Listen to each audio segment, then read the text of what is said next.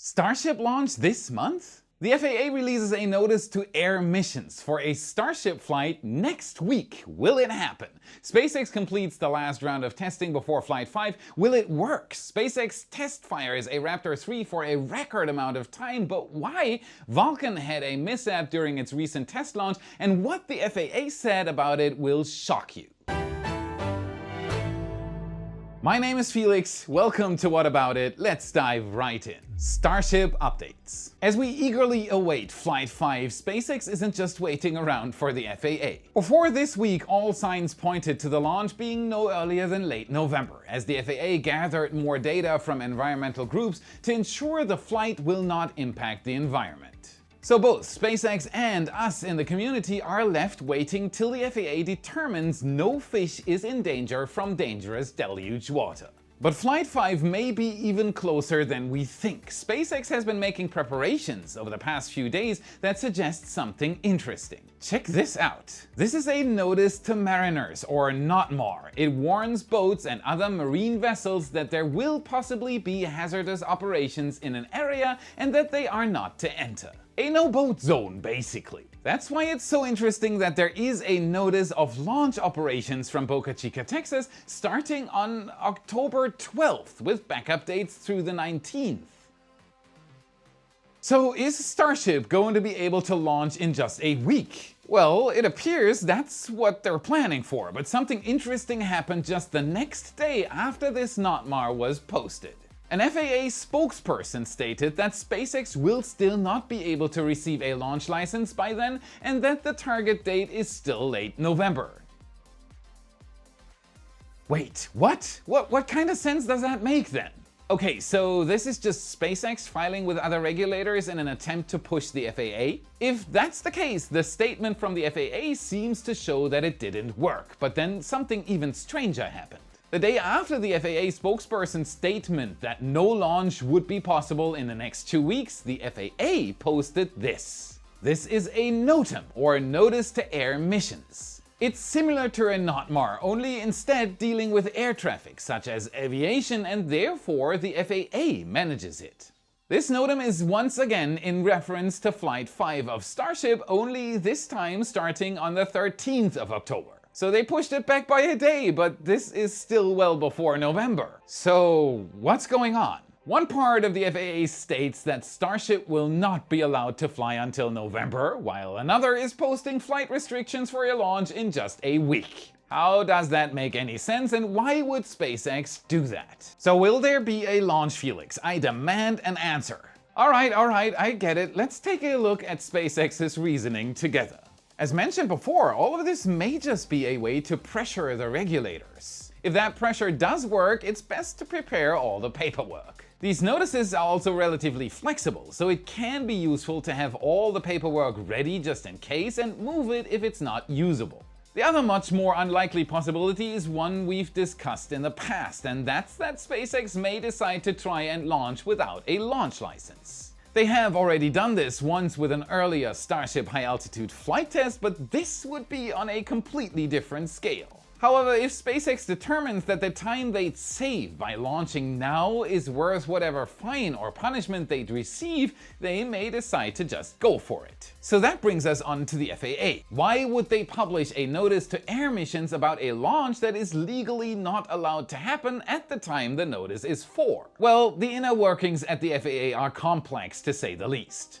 An important thing to note is that filing a notice to air missions is relatively simple and requires very little involvement from FAA personnel. Hence, it's possible that whoever allowed this to be filed didn't know of the situation. However, the FAA is definitely aware of this now, so why haven't they taken it down and revoked the NOTAM? Well, the other reason is safety. The FAA likely knows that SpaceX launching without a license is a possibility, however remote, and with safety being a priority, publishing a NOTAM even for something that may be illegal is better than publishing none at all. Of course, there may still be a chance that everything will turn around and that the FAA will give SpaceX the license sooner than expected. Allowing the notice can help, but the FAA seems adamant about late November.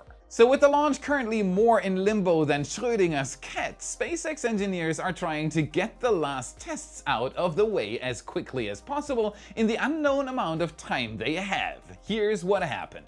Moving over to the launch site, we can see that SpaceX has decided to continue testing the chopsticks with some testing equipment we haven't seen in quite some time. SpaceX finally got its balls back. Okay, I'll try to keep the jokes to a minimum this time. I'm very sorry, it's just that... never mind. We first saw these nearly 3 years ago, shortly after SpaceX built Mechazilla. SpaceX needed to test whether the chopsticks could lift a booster onto the pad. Now that SpaceX has made so many upgrades to the chopsticks, they likely want to test what they're capable of, so they brought out more of these gigantic Waterfill mass simulators. These are typically used when testing cranes to ensure they've been properly set up and will not fall over.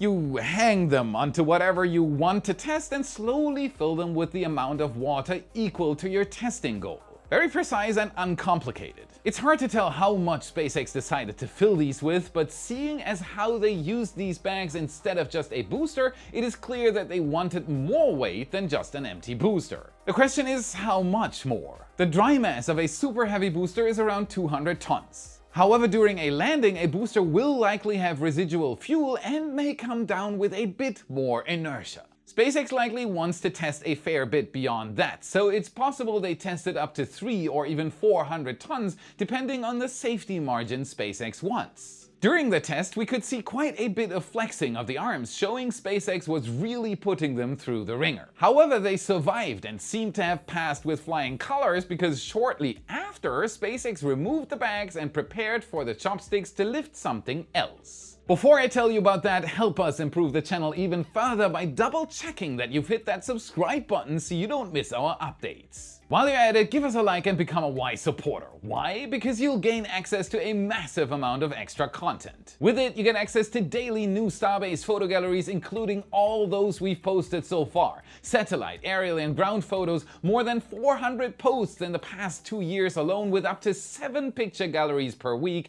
insights, chats with me, you name it. Thank you so much, you rock.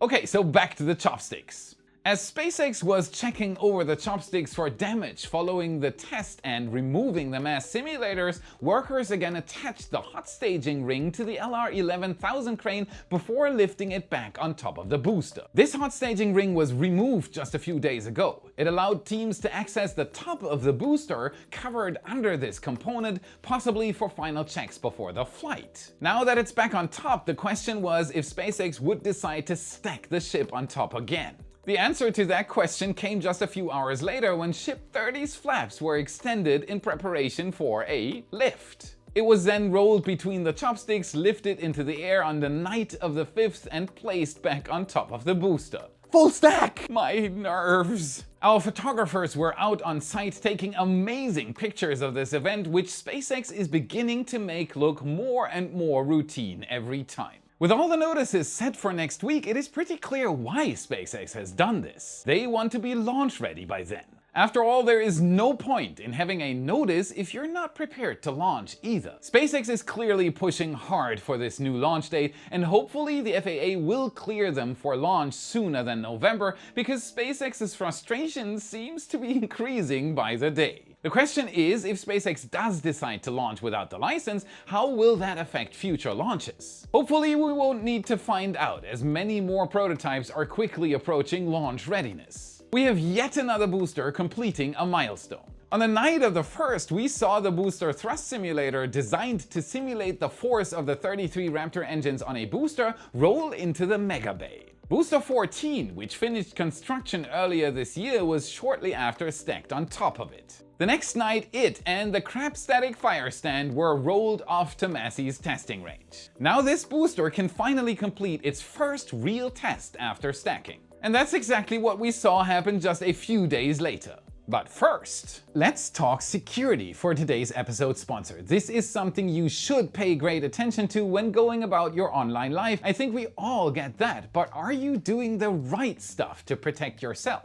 Here's an easy solution requiring minimal work from you. Ever thought about getting Surfshark VPN? So what's a VPN? It stands for Virtual Private Network, a network no one else can access. The emphasis here is on private. Protecting your connection is key. While surfing the web, you're exposed to many risks: data breaches, hacking attempts, and snoopers. The DOGG? Nope, it's also known as sniffing. It refers to unauthorized access to data that belongs to a person or company. You don't want no sniffers. The only thing you need to know to fix this is where to get Surfshark. Minimal work, remember? It has built-in antivirus. Do you know what a data worm is or a Trojan horse? Nope, don't worry. Surfshark protects you from all that too. Have you ever had your identity stolen, your email address, your ID card, your credit cards, Minority Report in reality? No? Minimal effort again? Yep. Surfshark will automatically notify you when it happens, or you can just create a brand new alternative ID with a proxy email in Surfshark.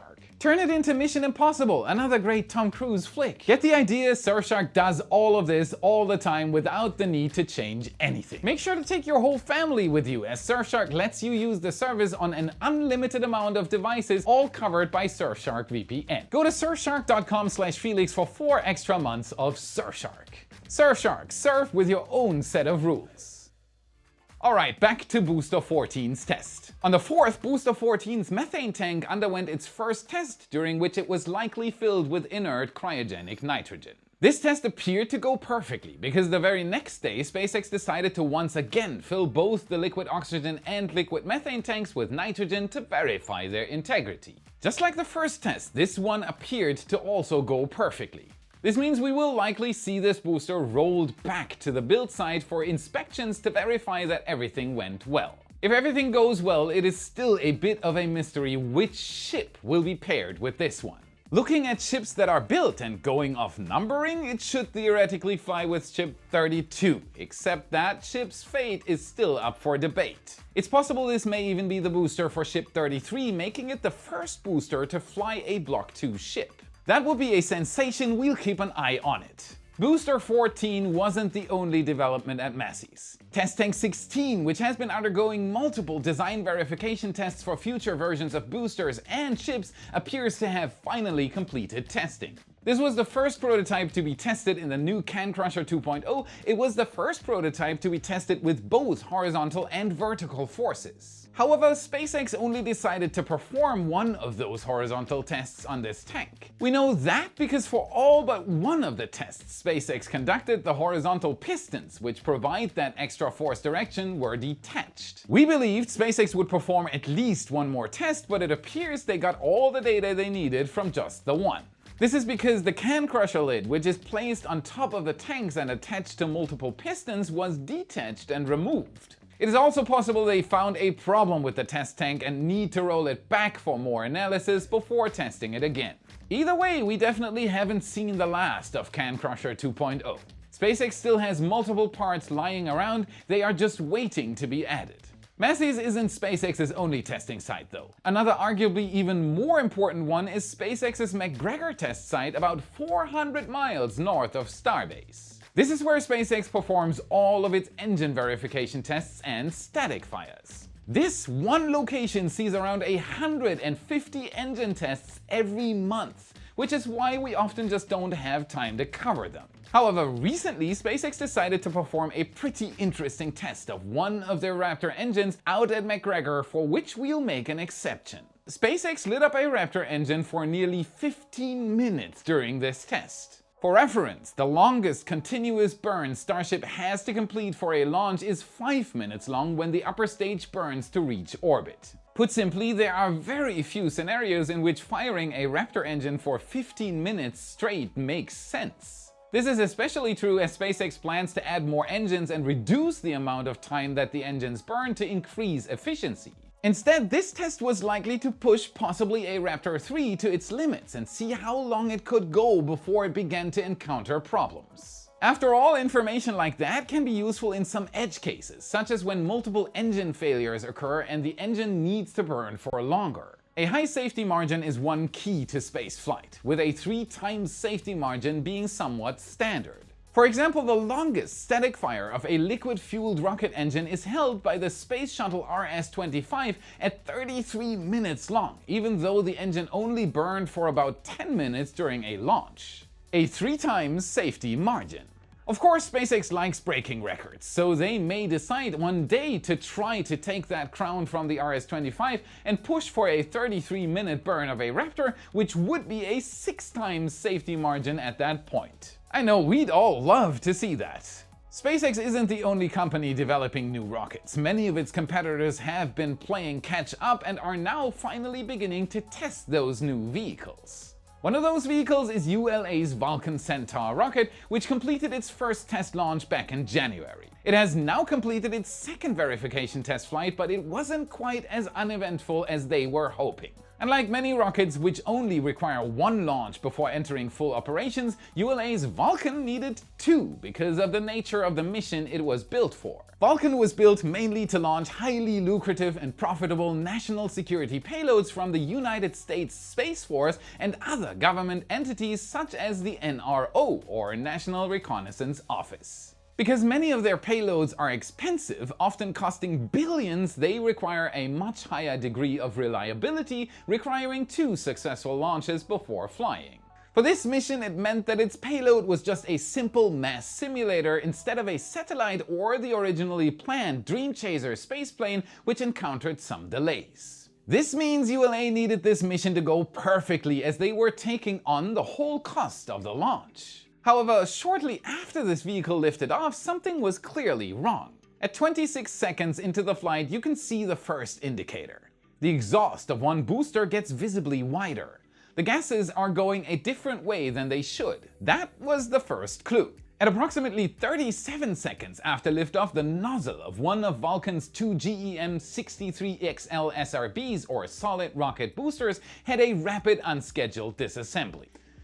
In DY's Photography's footage from NASA spaceflight, you can even see part of the nozzle fly away from this different viewing angle. Whee! The nozzle was visibly ejected from the vehicle and caught on camera by many photographers on the ground, including our very own John Winkopp. These boosters are designed to give Vulcan a bit extra oomph at liftoff for heavier payloads. You can add 2, 4, or 6 of these or launch without any. An interesting thing to note is that these SRBs are not made by ULA, but rather by Northrop Grumman and then purchased by ULA. Northrop Grumman is the US's leading solid rocket booster manufacturer. It produces most solid rocket boosters used in the US space industry, including SLS's oversized boosters. Seeing a failure from one of these is not exactly a good sign, and it could have been much worse. You only need to look as far as the Space Shuttle for an example. Fortunately for Vulcan, things were the best case scenario, as the debris from the nozzle was flung away from the vehicle instead of towards it.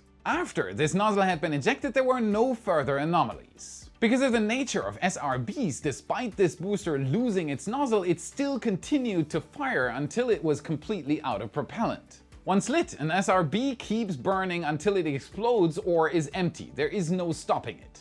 However, this booster's thrust was greatly reduced and into the wrong direction, requiring the Vulcan guidance computer to perform several corrections. Despite this anomaly, Vulcan successfully delivered its dummy payload precisely to the planned orbit. Congratulations go out to the guidance and navigation team on Vulcan. Recovering from a failure like this is a testament to your work. You rock!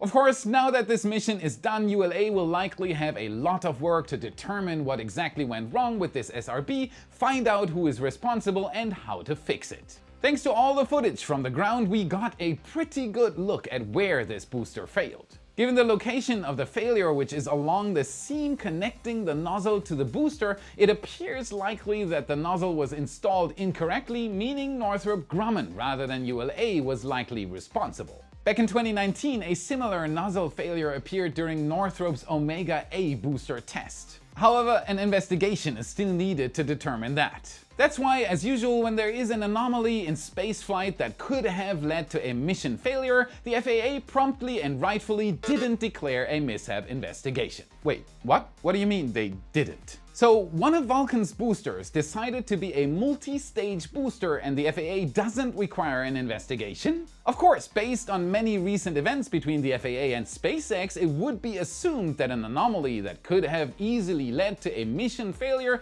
would require the FAA to investigate. Looking at some of the causes of SpaceX's recent investigations, it's clear that that is the case. An argument can be made for the two Falcon 9 upper stage anomalies being worse, as one led to a mission failure and the other led to the upper stage landing outside the safety area, but the FAA also recently required an investigation after a first stage collapsed following a landing. In that scenario, the first stage landed in the designated location away from danger. It touched down with slightly more energy than its landing legs could handle, leading to it falling over. That was not a mission critical or a safety critical failure, yet the FAA still required an investigation. However, the FAA requires nothing from the ULA during a test launch where a possible mission-ending anomaly occurs. I hope that despite the FAA not requiring an investigation, ULA and Northrop Grumman will perform their due diligence to ensure the safety of their missions and the public. That's it for today. Remember to smash that like button, subscribe for more. This is what fuels the algorithm. This is how you can help us for free. Check out our epic shirts in your favorite Space Nerd store. A new Raptor design and our epic Flight 5 designs are both up. Grab an early Christmas gift. Link is in the description and in the card you should see now. And if you want to train your space IQ even further, watch this video next to continue your journey. Thank you very much for watching and I'll see you again in the next episode. Other regulators be a way to persuade for the prepared. SpaceX has done this. They want to hear the dog barking. I can do it. I can do this. Yes.